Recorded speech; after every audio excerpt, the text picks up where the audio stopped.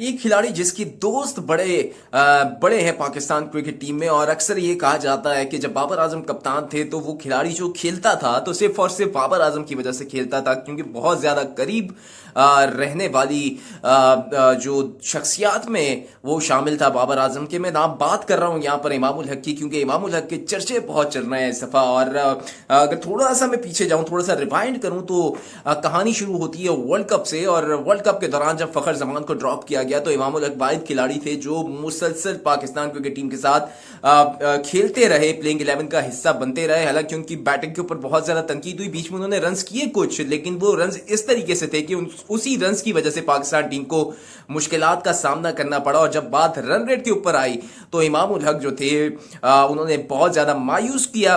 और फिर बहुत ज्यादा तनकीद के बाद इमामुल हक की छुट्टी की गई, फखर जमान को लेकर आए और फखर जमान ने साबित कर दिया कि खेला किस तरीके से जाता है, मॉडर्न डे क्रिकेट क्या होती है वो बताया इमामुल हक को। फिर उसके बाद कहानी चलती है आगे और फिर ऑस्ट्रेलिया सीरीज आती है। और ऑस्ट्रेलिया सीरीज में आपने देखा कि जिस तरीके से पाकिस्तान क्रिकेट टीम हमेशा से फ्लॉप रही है, हमेशा से पाकिस्तान क्रिकेट टीम की बैटिंग लाइन ऑस्ट्रेलियन विकेट्स पर या ग्रासी या ग्रीनरी विकेट पर या ग्रीन विकेट पर हमेशा से फ्लॉप हो जाती है। अब वही हमने उसका अमली मुशाहरा एक बार फिर देखा। और ये कोई नई बात नहीं थी, ये कोई इस तरह की बात नहीं थी या अनहोनी बात नहीं थी कि पाकिस्तान जो है ऑस्ट्रेलिया में जाकर फ्लॉप हो जाएगा। पहली दफा ऐसा नहीं हुआ, ये पहले बहुत ज्यादा पहले भी होता रहा है। और इस दफा भी हमने देखा कि जिस तरीके से पाकिस्तान की बैटिंग लाइन जो थी वो बिल्कुल ही फ्लॉप नजर आई।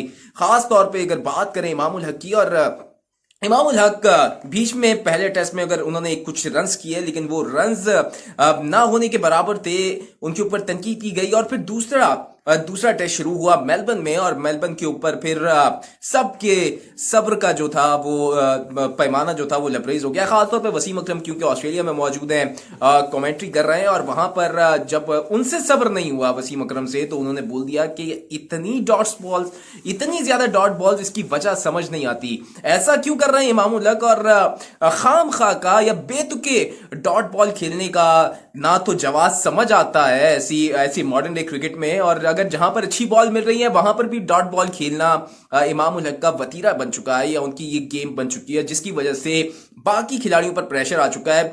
दूसरा मेलबर्न टेस्ट की पहली इनिंग में इमामुल हक ने 44 गेंदों पर 10 रन बनाए, और उससे 10 रन में इमामुल हक ने 40 गेंदें जो थी वो डॉट बॉल खेली। और अगर 40 जो डॉट बॉल खेली, अगर उसको आप रिवाइंड निकाल कर देखें या उसकी हाइलाइट्स निकाल कर देखें, तो उसमें ज्यादातर यानी अक्सर बॉल्स ऐसी थी, या 70 to 80% बॉल्स ऐसी थी जिसमें डॉट बॉल खेलना बनता नहीं था। जो इमामुल हक ने जबरदस्ती डॉट बॉल खेली और अगले बैटर्स पर प्रेशर डाला, और फिर वो 10 रन बनाकर आउट हो गए। और फिर पूरी की पूरी टीम बैटिंग लाइन जो थी वो आपके सामने है कि किस तरीके से रेत की दीवार साबित हुई। और ये होता है सारा गेम प्रेशर का।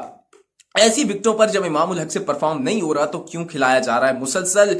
इस मॉडर्न डे क्रिकेट में खामखा की डॉट बॉल खेलना समझ से बाहर है। आज आप इंग्लैंड को देख लिए कहां पहुंच चुका है, बेसबॉल उनकी क्रिकेट है, वो डॉट बॉल खेलना पुराना, इससे 80s 90s की गेम थी। अब इस मॉडर्न एरा में इस तरह की डॉट बॉल खेलना समझ से बाहर है। खामखा का प्रेशर दूसरे खिलाड़ियों पर डाला जाता है। इवन के ऑस्ट्रेलियन प्लेयर्स भी बेतुकी जो बॉल्स होती हैं उसको डॉट नहीं खेलते, जहां पर अच्छी बॉल मिलती है उस पर शॉट्स मारते हैं, लेकिन इमामुल हक के साथ ऐसा नहीं है। यही बात वसीम अकरम ने कही कि इमामुल हक को हो क्या गया है, वो ऐसा क्यों कर रहे हैं और क्यों पाकिस्तान को इससे नुकसान का सामना करवा रहे हैं। इमामुल हक खुद तो आउट हो जाते हैं, लेकिन प्रेशर जो है बाकी खिलाड़ियों पर डाल जाते हैं। वो 50 रन अपने करते हैं या 40-50 रन करके अपनी अगले मैचेस बचा लेते हैं, अपनी अगली सीरीज बचा लेते हैं, लेकिन पाकिस्तान के लिए मैच नहीं जितवा पाते। ये होता है अपने लिए खेलना, अपनी अना के लिए खेलना, टीम के लिए नहीं खेलना इसे कहते हैं। और ये इमामुल हक का वतीरा है जो कि हमेशा से चला आ रहा है। वो वनडे क्रिकेट की बात कर ले तो वनडे रैंकिंग में टॉप 10 में शामिल जरूर है, लेकिन उनकी परफॉर्मेंस अगर आप निकाल के देख लें तो एक परफॉर्मेंस भी कोई भी मैच विनिंग नहीं है, और ना ही टेस्ट क्रिकेट में कोई भी मैच विनिंग परफॉर्मेंस है। यही वजह कि वो पाकिस्तान सुपर लीग में भी इस बार हिस्सा नहीं बने, उनको किसी टीम ने पिक नहीं किया, किसी लीग में इमामुल हक को पिक नहीं किया जाता उनकी अपनी गेम की वजह से।